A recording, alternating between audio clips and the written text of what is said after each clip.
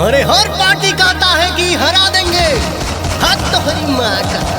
अरे जीतते हुए पार्टी को विरोधी क्या हराएंगे, और जो अपना परिवार नहीं चला सकते वो यूपी को क्या चलाएंगे।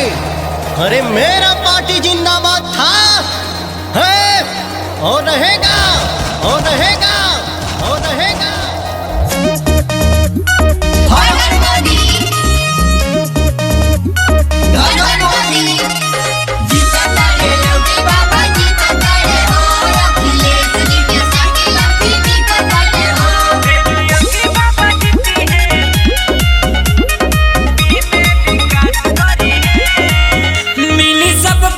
फंड सरकारी हो नहीं तनिको चली भ्रष्टाचारी हो।